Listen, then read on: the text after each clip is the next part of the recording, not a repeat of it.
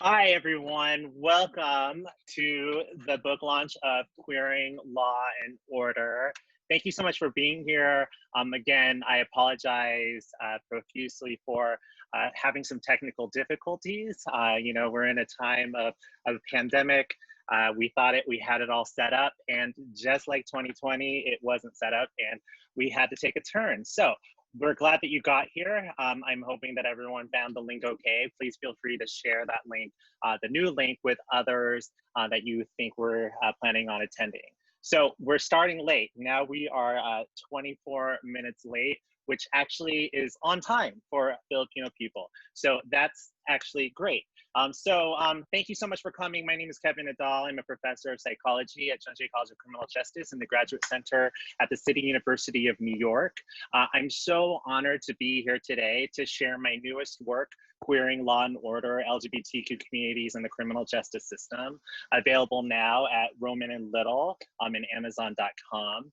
This book was supposed to be released in April of 2020. However, with the pandemic and book printing not being considered an essential service, we had to postpone the launch of the book until right now. But it's actually quite a perfect time for the book to be released because with everything going on in the world right now, in our government, in our society, regarding not just our lives, but also our fight for justice everywhere that we go, and every single aspect of our society, it's important that we have these conversations now more than ever. So what I want to start with is, first of all, to acknowledge the land that we are currently on.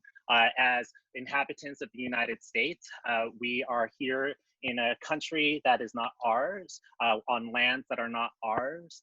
We recognize that this country was built on stolen lands and resulted in the genocide of indigenous peoples of North America. So I acknowledge that I am sitting here in Lenape land, and I recognize the millions of Native American people who died in order for us to be standing here today. And I acknowledge that the atrocities that our country has done to indigenous people. I also want to set the tone for today. Today is September 29th, 2020. It is the year that has really changed the world, at least in this era and in this generation. We have up to 1 million people who have died of coronavirus or COVID-19 across the world. We have hundreds of thousands of people who have died in the United States.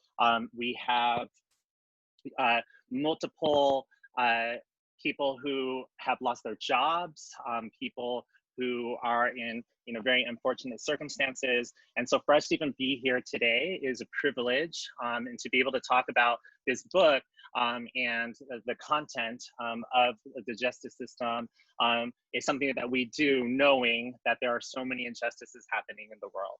We also recognize that this past week that Breonna Taylor did not get justice, and we recognize again that the criminal justice system, and particularly related to law enforcement in this case, is not built for people of color, especially Black people in this country, and particularly in this case for Black women. We also acknowledge that a couple weeks ago that we lost Supreme Court Justice Ruth Bader Ginsburg, and recognizing that because of that, we're in an uncertain time in our country, and that the rights that we have become comfortable with in our lives may be taken from us at any point.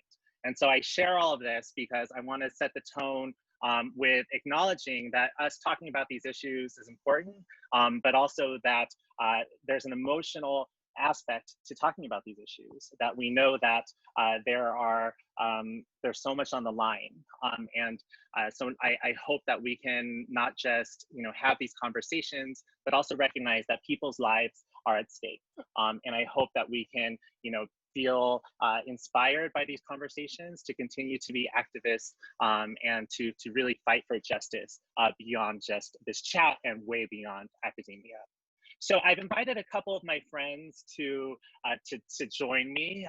Part of being Filipino American, being a queer person of color, is that when one of us has success, all of us have success. And when one of us has something to celebrate, we all have something to celebrate. And so it was really important for me, and has been really important to me, that every time I have published a book, to involve the community and to involve my family and friends however I can. So I wanted to first recognize my dear friend, Ms. Risë Nelson, who is currently the director of the Afro-American Cultural Center at Yale University. Hello, hello, beautiful people. Again, my name is Risë Nelson. My pronouns are she, her, hers.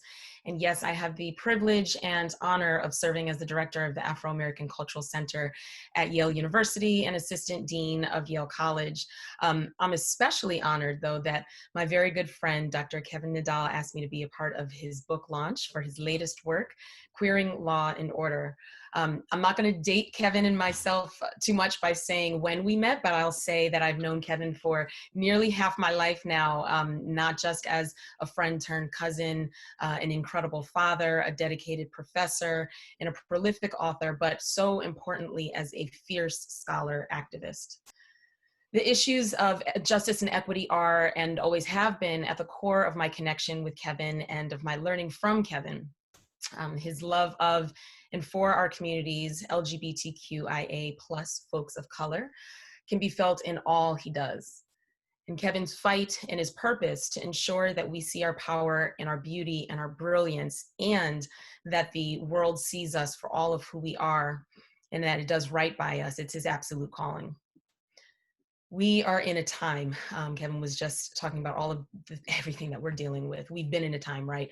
But this past week and the past several months have become a moment of reckoning for so many of us as we battle simultaneous pandemics, environmental, racial, and health.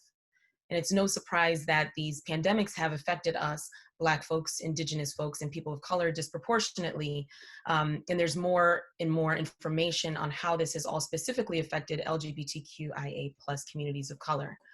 We have to pay attention.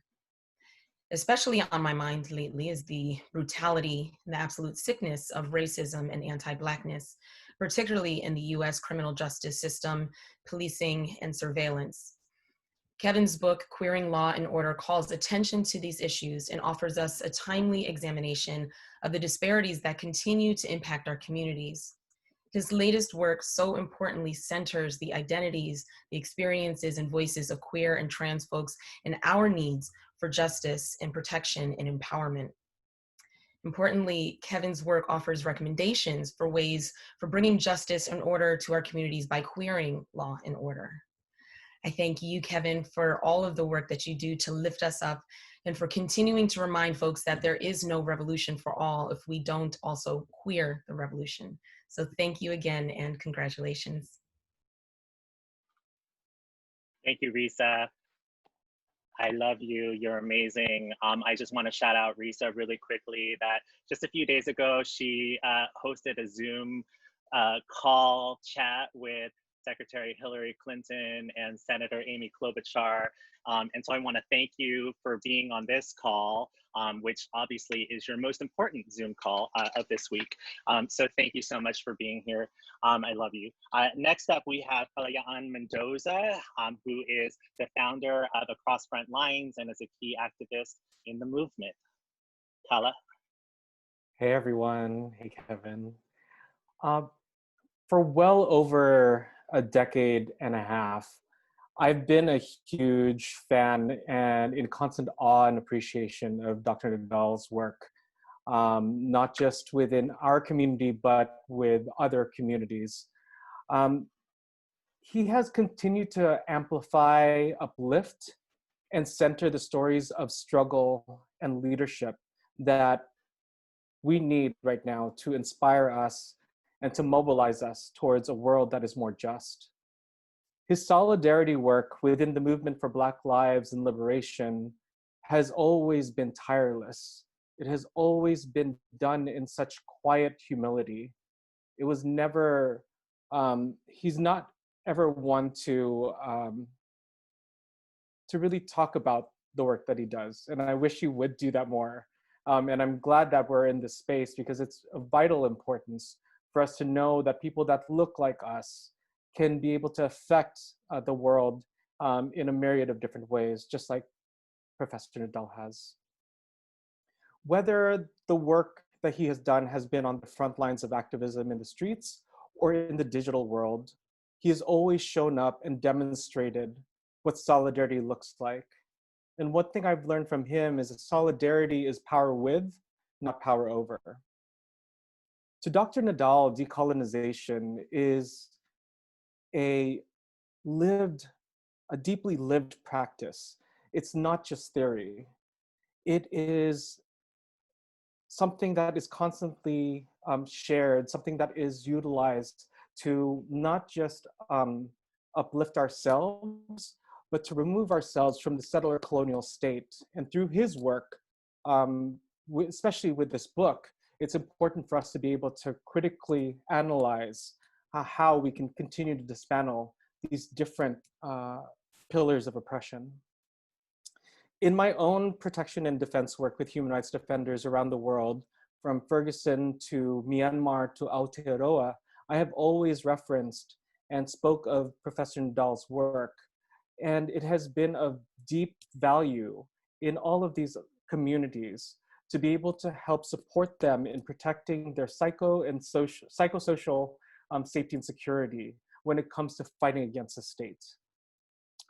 On a personal tip, the fact that Professor Nadal is from the Bay Area, holla Bay Area, 408, and a queer Filipino, it gives me immense sense of pride, hashtag ASEAN pride, hashtag Filipino pride, to see someone that came from our neighborhood be able to do such deeply impactful, deeply widespread work, and for our next generation of folks to see what is possible.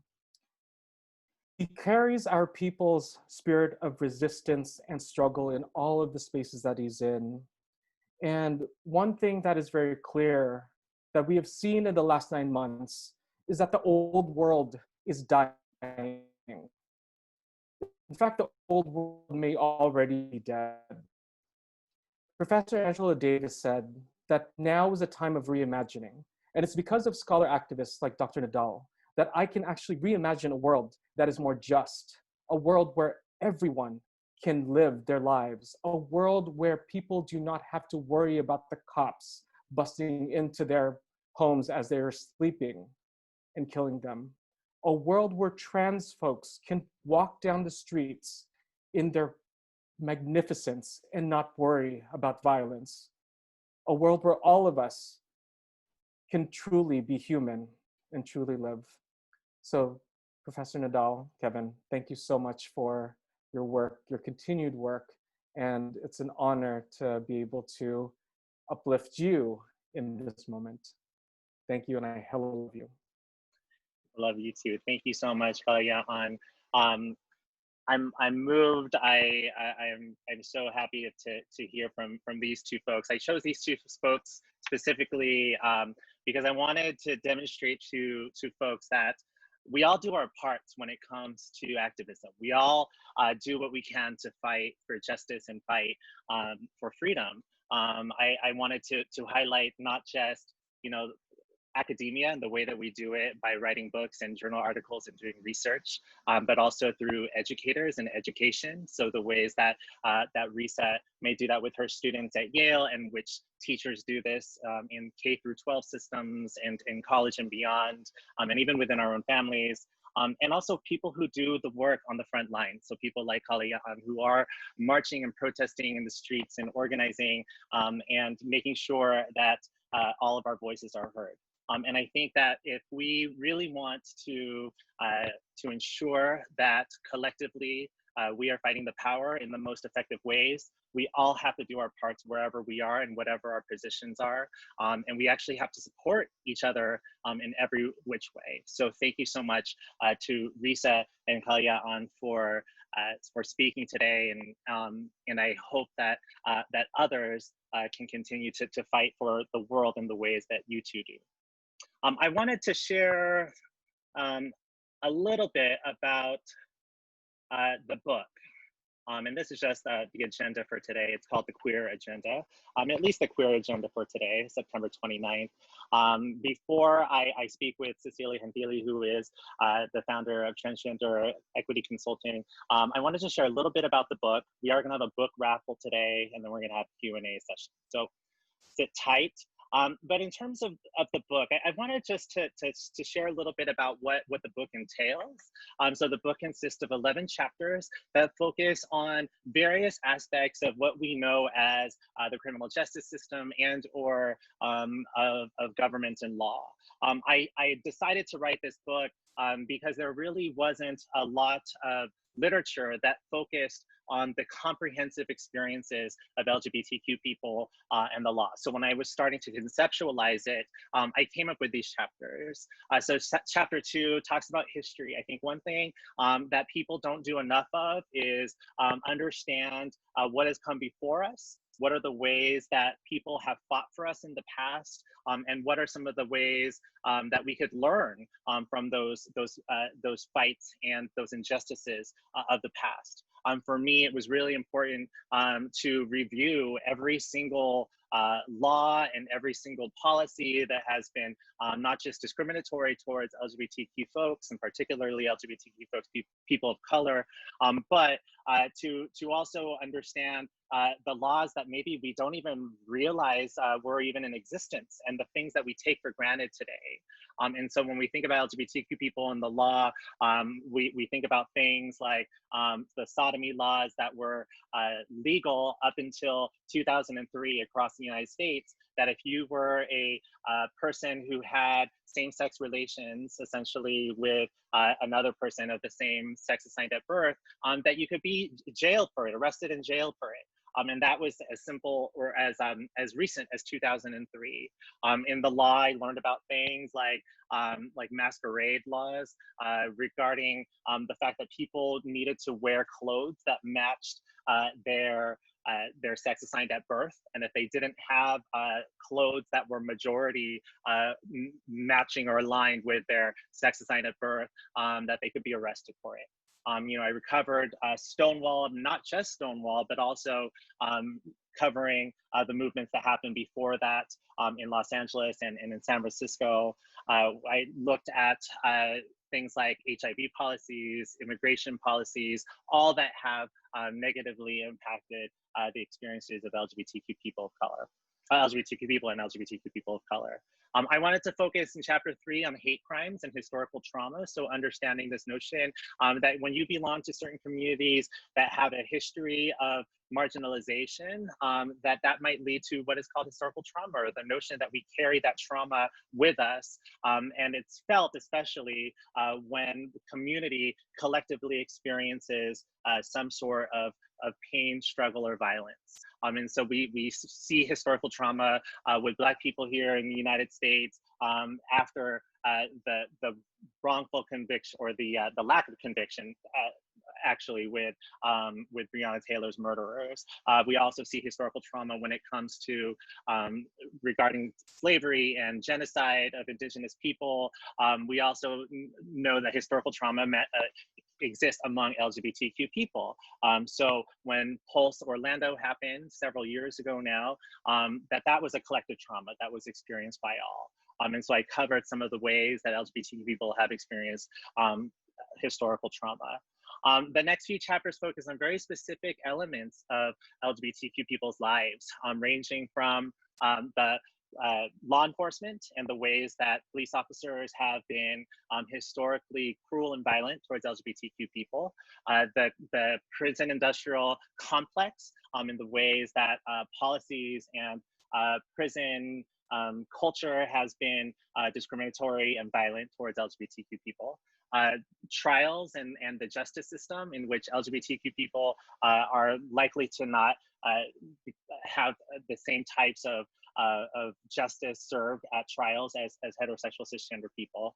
And then I focus on things that might not necessarily be related to the criminal justice system, but were about policies and government. So things like the the workplace discrimination and the ways that laws don't protect LGBTQ people in the workplace, things like parenting and family law and how that affects LGBTQ families, immigration policies, and then finally I ended with forensic psychology and understanding the ways that forensic psychology has been historically biased towards LGBTQ people. So the book is available at Rowman and Little. It's also available on Amazon.com. But instead of lecturing about all of these different topics in detail, I wanted to invite my friend Cecilia Gentili to have a conversation. I've seen Cecilia work in so many different ways. I've seen her, be a community organizer and activist as one of the premier transgender women of color fighting for justice here in New York City and across the world. I've seen her work in various nonprofit organizations, and now I've seen her as a face who has been really instrumental in having these conversations during this pandemic. And so I thought, let me see if Ceci wants to do this conversation with me as well. Also just want to shout out that Ceci has had a recurring character, was a recurring character on Pose, so check her out on seasons 1 and 2. And I'm so excited to have this conversation. So please join me in welcoming Cecilia Gentili. Hi, Kevin. I am just so happy and so excited to be here. What an honor! What an honor. One of the things and I love what Risë and Kala said about you, and I cannot agree more with all their praise to you. You know how much I love you. I'm not gonna be as nice as Risë, and I'm gonna call you an old queen. Because you do that, right? So, I am just so happy to be here. Thank you for having me here. As a trans woman, who grew up in a dictatorship, I experienced the worst of the law enforcement, and for me this topic is so important. And also, as a result of being a trans woman in such a police environment, I was never able to finish college, and I tried for a couple of years, and it was really hard. So I always felt excluded from the academic world, and I think something that you have done, and I have really benefit from it, is to include voices that don't come just from the academic world, and include them in the conversation as valuable and as important as the words of someone who has a degree. So I really appreciate you always just having that sensitivity of inviting me to do things and to include me in your work.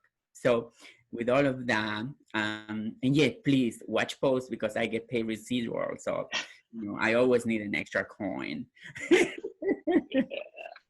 So, how are you? How do you feel? Tell me. I feel good. I feel good. We had those tech difficulties, but hey, that happens. It wouldn't be 2020 without some difficulties, right? So I'm happy to be here, and I'm feeling all the love. And thank you again so much for doing this for me, Ceci. I appreciate it so much. I am just so excited for you, and I wanted to kind of get a sense of I know what your commitment is with the community. I know what your views are around law enforcement, and but what was the inspiration for this book? How did you come up? Did you wake up one day and say oh, let me see what I'm gonna do. I'm gonna write a book. But how did this book became media, and how did it become an actual book? Yeah, no, thank you that's a great question. So, one of the things that I had noticed is that as a professor of psychology, that in the department that teaches primarily forensic psychology in a college of criminal justice, I have noticed throughout the entirety of my career that people don't talk about LGBTQ people and the justice system in academia. it's just unheard of. It's just not spoken about at all. And you know, I know that among our friends in the community that we're talking about the criminal justice system all the time, because it affects every single aspect of our lives, you know, from, you know, whether or not police are going to harass people or whether there are laws that protect us or hurt us. And there was just such a disconnect. And so, you know, I think it wasn't something that was overnight, but it was definitely something that was, you know, just kind of brewing for a little bit. And I think, you know, especially in 2013 and 14, when Black Lives Matter took off and people started to be much more vocal about the injustices in the criminal justice system, you know, it's just, it felt like this was what needed to be done. So I started to do a lot of research on, you know, forensic psych and criminal justice in particular, you know, looking at, you know, experiences of especially, you know, trans and queer people of color in the system, experiences with police, experiences of violence, experiences of, you know, laws that, you know, just targeted them. And then little by little, I was like, this could all just kind of come together, you know? You know, and it was also important to me because the little bit that was written from an academic perspective on LGBTQ folks, you know, didn't talk about race and class as much as I would like it to. And so, you know, someone once told me that if you don't like the way that something is written, you just have to write it yourself.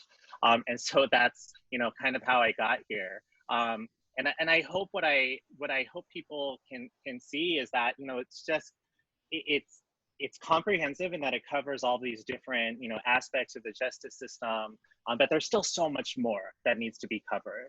And I hope it's a good jumping point and a starting point for people that want to do this work. I hope that there are future, you know, psychologists and social scientists, criminologists, whoever, who want to do more research, that it could be something that might, you know, push them to do that research. I also hope that people will be more community oriented. You know, one of the things that, you know, I really appreciate your compliment. And then at the same time, I'm also like, why aren't most academics in touch with community organizations? Why aren't they, you know, working directly with people who are on the ground doing work, you know, with our communities? And so I don't want to be the only academic that do that, or one of the only academics that do that. I want all of us, you know, to do that work. And so that was just, you know, a little start to why I wrote the book. And then from a very personal perspective, you know, I wrote the book because if I can make the world somehow easier for this next generation,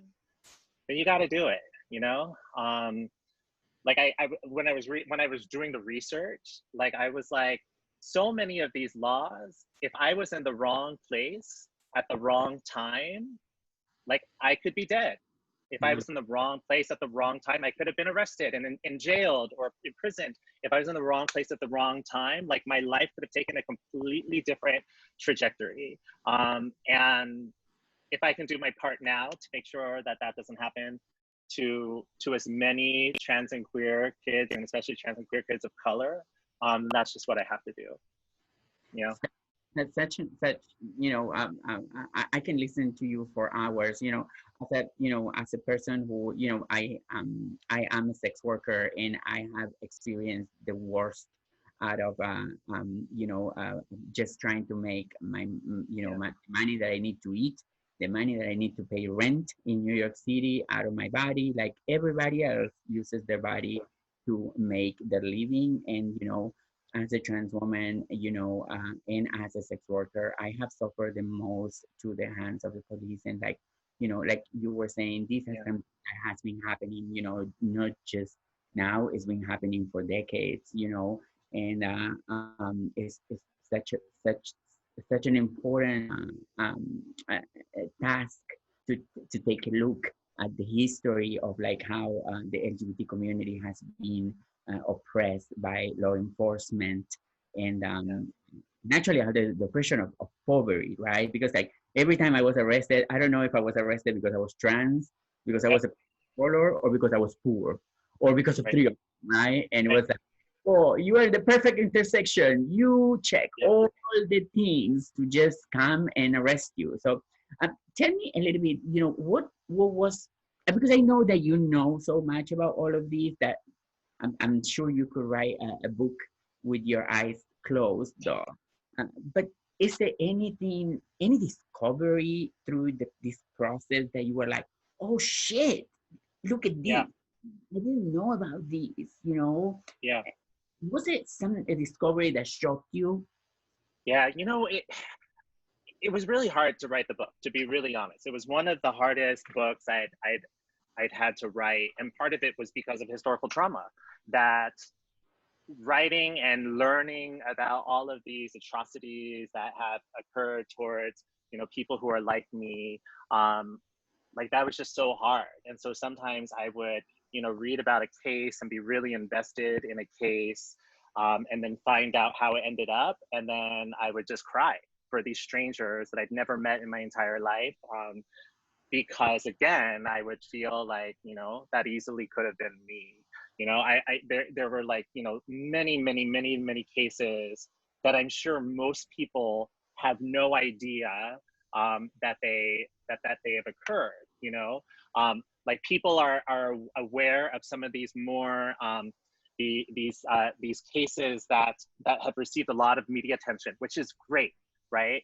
So when we think about like Cece McDowell or Michael Johnson, or, you know, these cases of people who eventually got some justice in the system, like that's wonderful. And part of the reason why they got some justice in the system is because people were advocating for them. People were, you know, calling their legislators, they were posting on social media, and then there, you know, was at least some justice that may have come out of these things. But I read so many stories of people that didn't have it so lucky, you know. I mean, for me personally, as a queer man, like there were things like, you know, condoms as evidence, which I know theoretically, right, and knowing from a lot of the community organizations and like activists like you, that have done a lot of work on publicizing condoms as evidence, or how condoms should not be used as evidence. But I read a story about, you know, that were the government, right? The government will give right, you condoms, and then the government will arrest you for having those condoms, right? And I remember reading there was a kid who I think was around my same age who was found with condoms, and a police officer arrested him, and he was with another young man at the time, and the guy was in the closet, and then he ended up dying by suicide, right? And I was just like that's such a hard story. Or, you know, reading about like all the queer people that were wrongfully convicted of everything from, you know, child sexual predatory acts to, you know, to sex work, to even just sodomy, right? And so all of those different things, you know, all like after reading and connecting to those stories, I would bring them home, you know? I guess one of the things that was like really like mind-blowing to me were a lot of the immigration laws. Like I had no idea that prior to 1990, if you were an out trans or queer person, you were not legally allowed in the United States. No. Because you had a mental defect, and because you had a mental defect, they didn't allow immigrants who had mental defects, which is, you know, lots of things. It's, you know, ableist, it's, you know, it's, and yeah. Yeah, you know, I remember some of my friends, like, you know, Argentinians, like, you know, have a tendency to look more to Europe than to the United States. Yep. So most of trans girls like would travel to Europe, to do sex work in either France or Italy, because it was like such a you know, great demand at the time.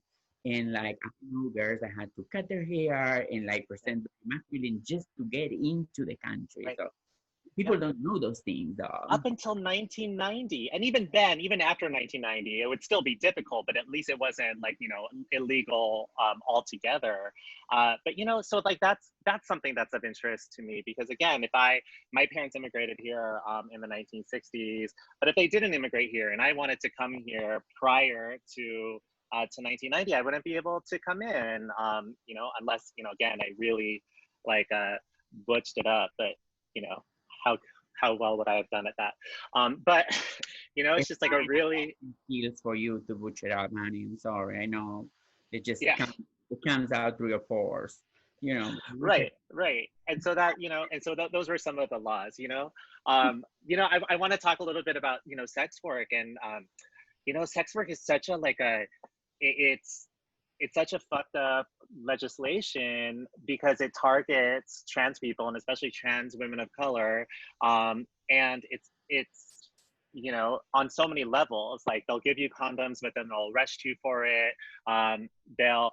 The system is set up that a lot of trans girls, trans women, especially trans women of color, aren't able to get employment. And so when they try to do something that will help them sustain, then they get arrested for it. So it's just a demonstration of just how the system it'll attack you from all sides, like regardless of how you try to, to survive and navigate, the world. So thank you for all the work you do in advocating for decriminalizing sex work.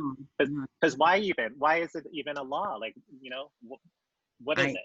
I always think like, mostly police officers through my experience has like, experienced such a pleasure, such a pleasure in the arrest on just Sure.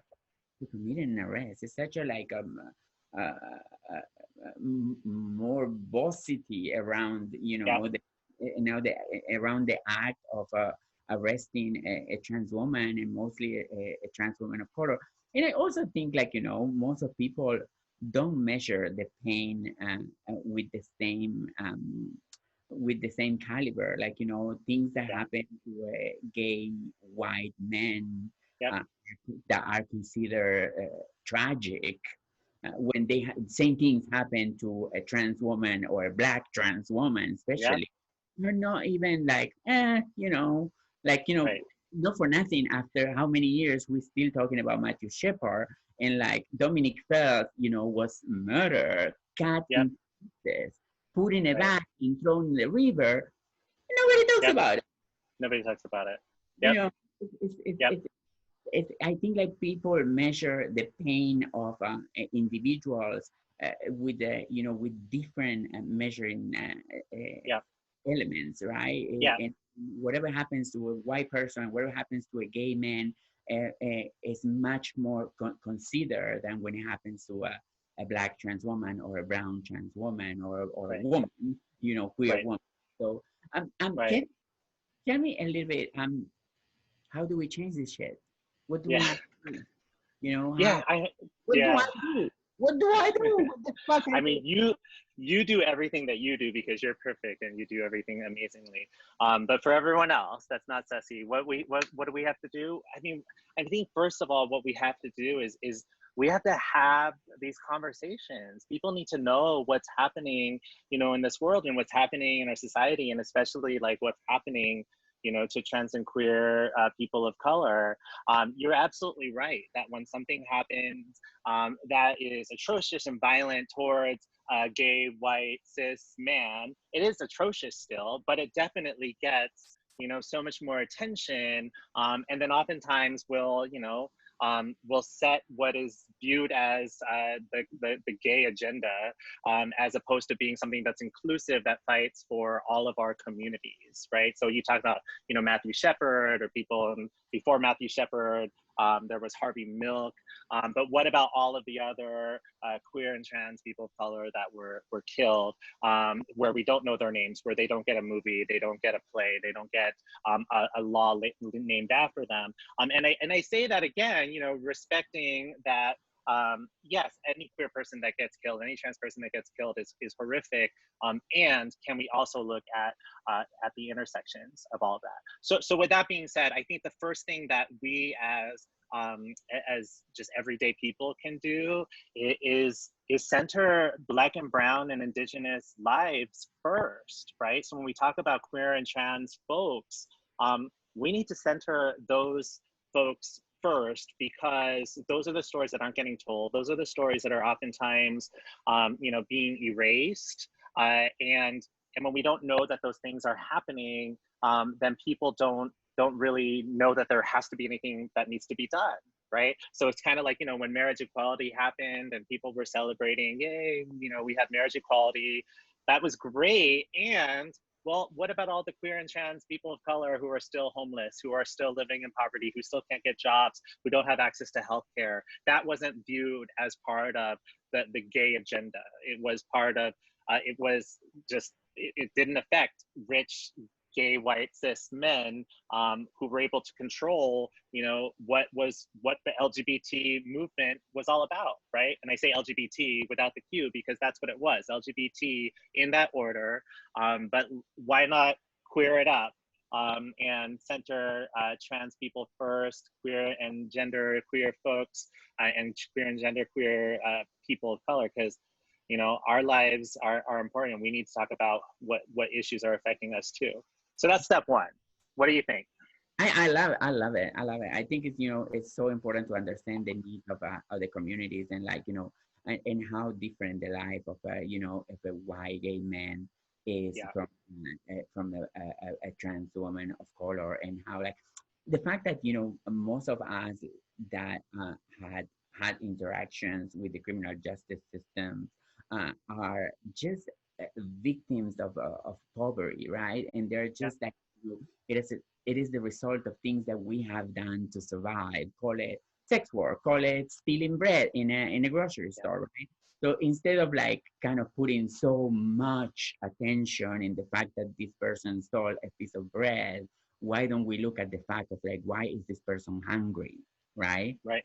You know, so nobody wants to look at that, because then it brings like such a, you know, ugliness that, you know, the American public do not want to see, you know. And it's better if we could just put those things like, you know, like horses, and don't even talk about it. So, you know, it is such a terrible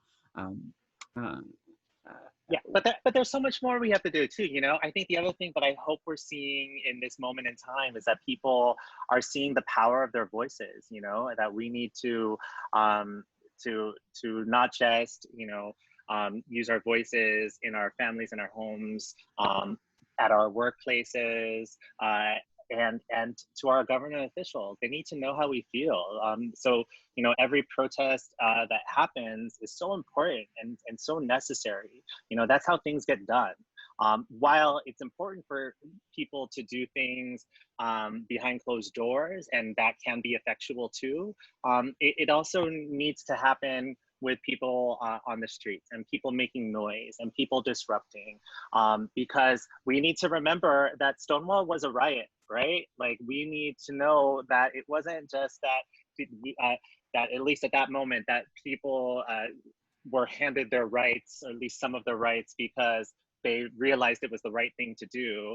It was some change happened at that moment because people made noise about it. You know, so when people are, you know, criticizing protesters, or, you know, using lots of different gaslighting tactics to say that, you know, protests don't matter, or that they're violent, or, you know, lots of misinformation, you know, that's all part of what they want us to do, so that we don't continue to see the collective power of our voices. And so this is, again, going back to what I said earlier, this is why we all have to do our parts in so many different ways, you know? So that's it. And then also, like, legislation. We need to fight for legislation. Elect people that are going to pass laws that affect us. You don't have to like them, but they might be better at passing a law that will affect our communities more than somebody who is actively trying to kill us. And so, you know, we need to be strategic about those sorts of things. And civil engagement, you know, you know, be engaged with legislation. Like, you know, I can believe, like, I haven't seen a movement as intense to pass a law as what we are doing with Walking While Trans, which is that legislation that allows police officers in the state of New York to stop and frisk you just because they think that you may be engaging in sex work, regardless if you are or if you're not. It's just a way to detain you, right? And we work so much, and we still haven't been able to pass it. And we have a Democratic Senate in the and the Democratic Assembly and the Democratic governor. What's up? Right. What the fuck is up? Like, Right. why is the police able to stop and freeze me just because I'm, wearing a short Right. skirt, you know? Right. And so we need to engage. We need to talk with the people that we elect and tell Yep. them that, we can't tolerate having this kind of legislation in our state, and I don't know, I bet this must be in many, many states too. So, Kevin, Yeah. do you have a book for somebody? Yeah, we have a raffle situation. All right, so we have a raffle that I will give this book, and we'll ship it to somebody who registered for the event. So there were, as of about an hour ago, there were 262 people that were registered for this event. It's, one, like, thank you for registering. That was nice. I felt like the most popular girl in school. So one, thank you. But two, Ceci, could you give me a number between 1 and 262? And then Paloma is going to tell us which number guest that is, and that person is going to get a book. So 1 to 262. What number do you want to choose? The number is 31. 31. Okay, so Paloma's going to tell us who is number 31, and we'll announce it. And the winner is Rayanne Davis. So, Yeah. Rayanne, if you're listening, you get a book. We're going to email you. You can send us your contact information, and we can send that to you. Congratulations. This is the perfect time for such a good book. The fall, you get your nice chocolate. You get wrapped in a nice little pashmina. Yeah, Just open totally. Queer and Law and Order, and just like read away. Yeah, and we have nowhere else to go, so read it between protests, and that's it. Thank you. So we have some questions here from some folks. So this is for everyone, and I'd like to invite our other panelists to come back on too. And which ones do we want to read? Oh, maybe this is a question that Kala might be good at answering. One of the questions is, as minors, what rights do LGBTQ adolescents have? That's a really great question. That's a great question.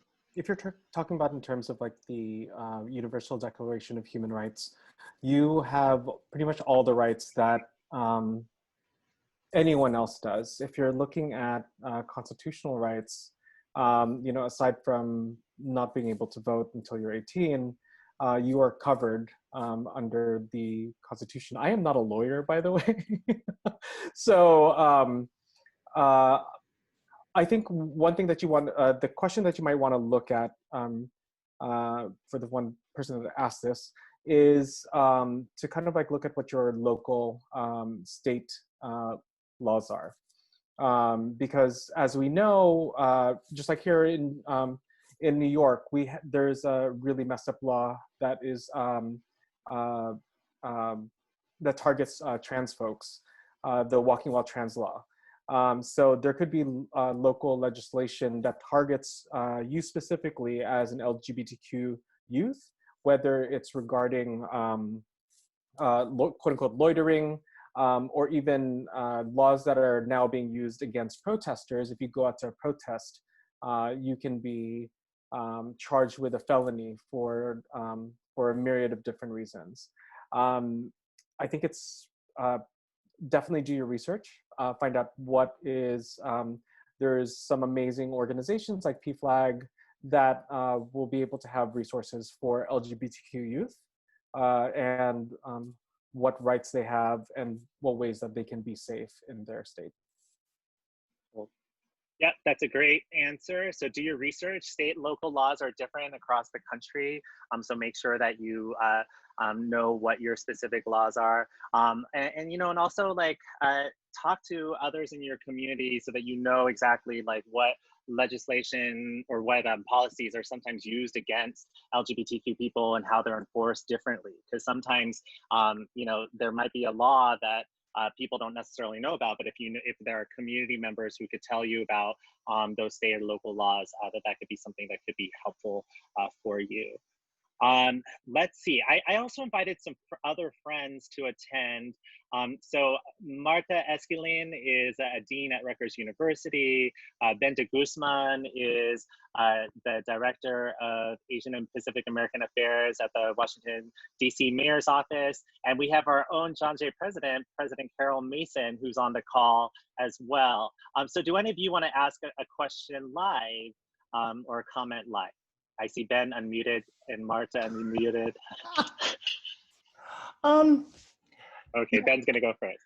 I'm sorry, Kevin. I have a question, and it's admittedly hard for me to ask, I think, because there's a lot of stigma attached to what's behind my question, and that is, have you unearthed anything about the relationship between kind of state control over homosexual relationships, like same-sex relationships, and state control over relationships of people of different ages? Like, I'm thinking about kind of the ways, like sometimes the overly kind of aggressive legislation regarding sex offenders and the inability of judges to make individual determinations.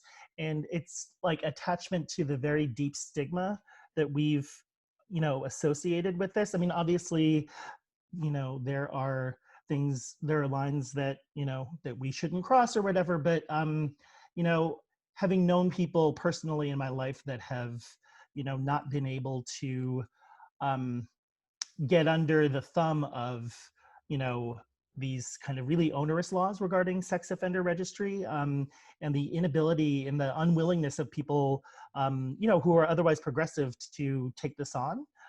It's something that's kind of been gnawing at me.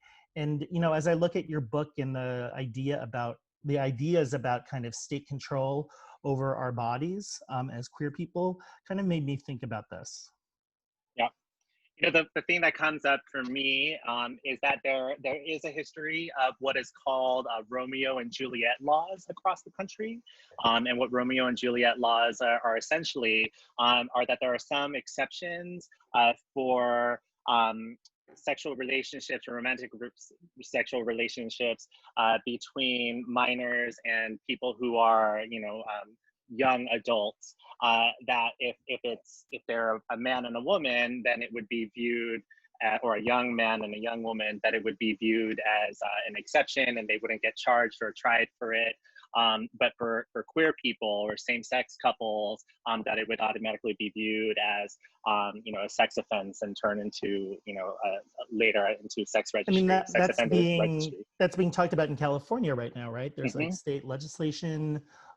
It's also kind of it's also enforced differently based on race. Yep. I feel like there's stories of Black folks that don't get the same treatment when it happens with them as when it happens with white folks. Right, and this is an example of like what was talked about before with adolescents, is that if you are in a state that practices the Romeo and Juliet exception, that you have to be very, very extra careful when engaging in any sort of consensual consensual sex in general, because of this idea that they might be harder on you because you're LGBTQ identified, and so that's one thing that I wrote a little bit about in the book, and I hope that people can look up some of those laws as well. But there are so many different things like these sets of laws that affect queer people that people just aren't aware of at all. So thank you for bringing that up. President Mason, Karol. First, I want to say thank you very much for writing the book. And having this conversation. I'm eager to learn more. I'm wondering, with the changes we've seen in marriage equality, what impact is that having on adoption?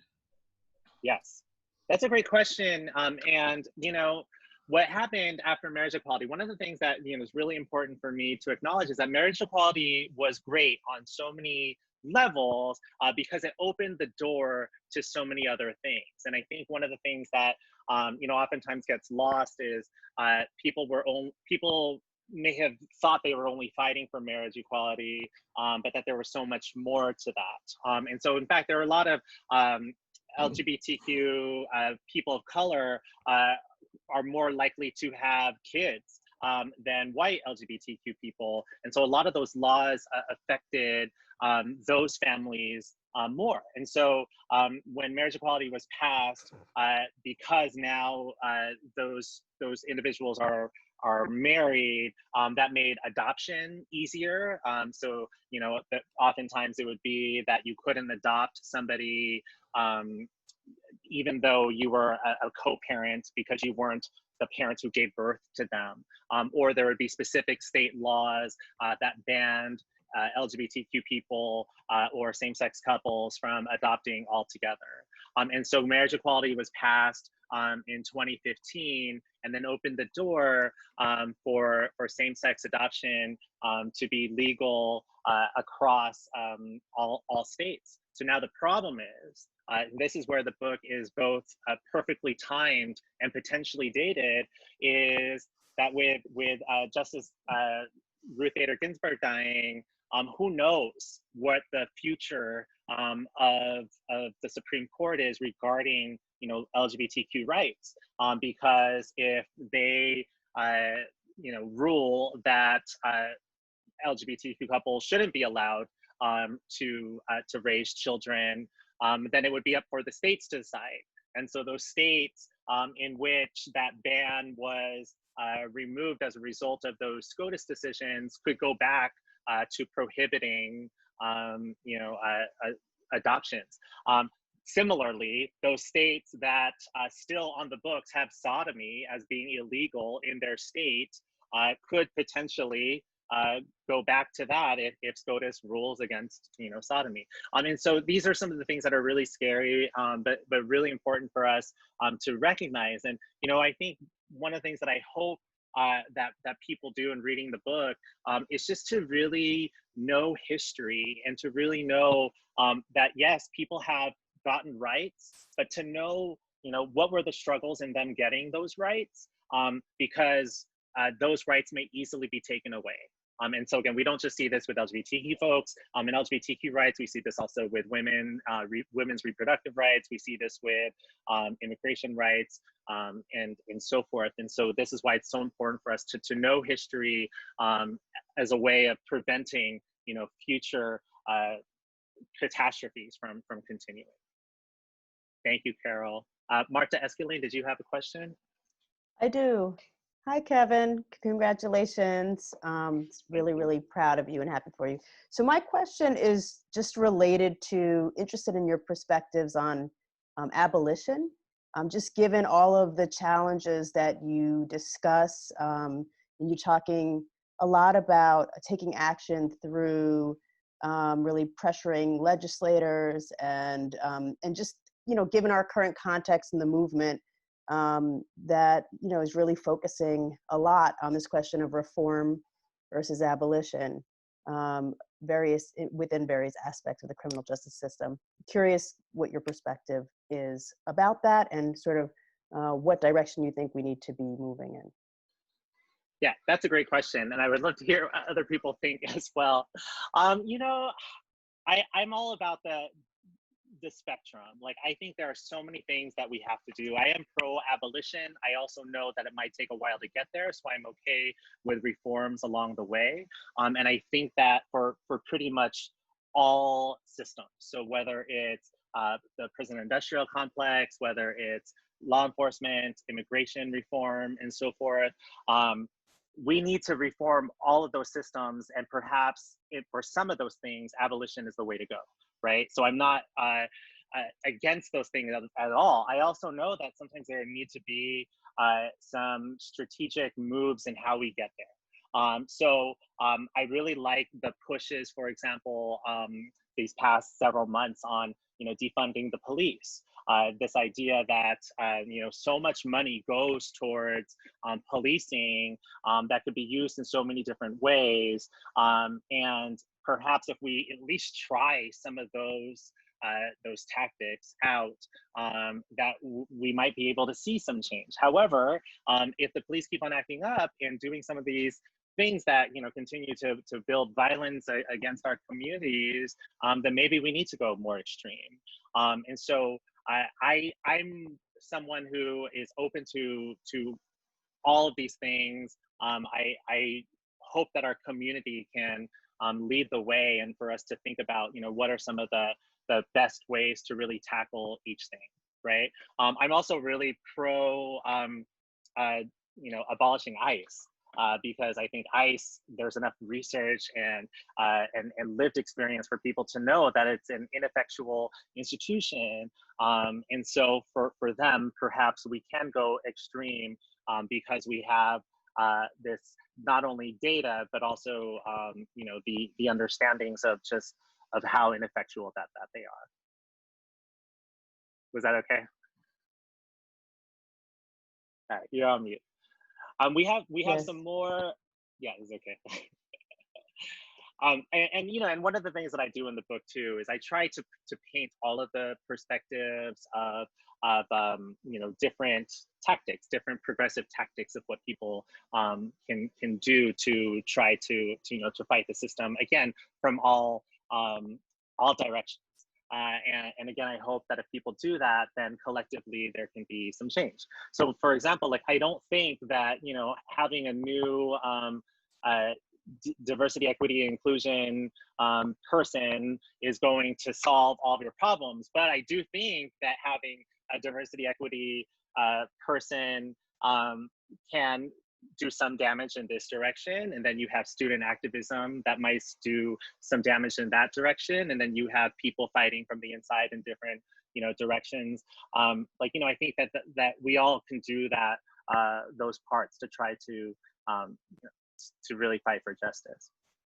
So we have some questions that came in through the Google form, and I saw a couple that I liked. Well, I like them all, I should say that, but one that I wanted to share. One was, someone wrote something about, I can't find it right now, but it was, how can I prepare my trans child as they navigate the school system?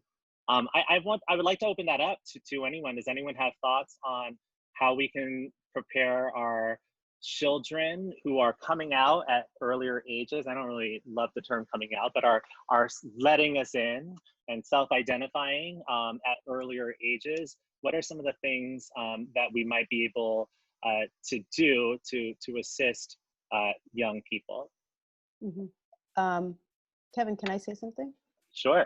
So just as someone that actually has a child who is genderqueer, gender nonconforming, I think you talk about policy. I think it's really important, specifically the ways in which these issues operate within the schools. We're thinking about bathrooms, about where the child can use the bathroom, some of the issues that are happening around names and kind of gender markers in the classroom. It's really important, I think, to, one, have a support system that you can find other families who also have kids who are in the system, so you can kind of gather collectively to put pressure on the school, the particular school, to work with the teachers and your system to identify the kind of policies and the issues and pressure collectively. So that's worked, at least within the system, the school system that I'm in. That's an amazing answer. So we're going to leave it at that because that was amazing. And we have time for one more question because we're going to try to respect time, especially if people want to watch that national thing that's happening later at 9 o'clock. But the last question I'm going to answer is, what advice do you have to young, queer, Black, Indigenous people and other people of color aspiring lawyers, particularly when reading your book? And so, one of the things that I hope this book and my work in general can do is to tell young, up and coming, not just lawyers or attorneys, but also like you know, psychologists and social scientists and, you know, medical doctors, anyone that's going into the field, that you don't have to do things the same way that previous generations did. You get to say that certain things are important to you and certain things that you want to fight for. If there isn't something that's written, then you need to write it. If there's a policy that you think needs to be fought, then you need to fight it. We can no longer be complicit and complacent when it comes to the status quo. We have to use our voices, and we have to challenge and queer and disrupt society whenever we can. You know, that's what the whole point of queering law and order is. To queer, according to queer theorists, means to disrupt what is viewed as the norm. And so we as people in general, but particularly for young people, I hope that we all continue to disrupt something that we just don't think is right. You know, one of the last things I'll end with is that this book is called LGBTQ Communities in the Criminal Justice System. And, you know, part of me struggled with that because criminal justice is a known field, but I wanted to title it Criminal Injustice Systems. There's so many injustices that affect, you know, LGBTQ folks and LGBTQ people of color and people of color in general. And we no longer can just sit idly and watching, you know, all of these injustices continue. So I hope that all of you who are watching, who read the book, that you know that you can do something different too. You can fight for justice in your own way. Raise your hand, be loud in your classrooms. Tell your professor that you're upset that you're only reading white authors. Tell your professor that you're upset that you're not reading works by queer people of color or women of color in general. And you know, if we continue to be vocal in all of these different ways, then we're going to shake things up a little bit more. And again, to remember that shaking things up is how we get things done. And so I think we are going to end here, but thank you so much to everyone for attending. Again, I apologize for the snafu with the tech earlier, but I really am grateful for all of you for not just supporting my work, but for supporting and advocating for queer and trans people, and particularly queer and trans people of color. We're survivors, and I hope that we can all do our part to make the world a better place for all of us. So thank you very much. Take care. Bye.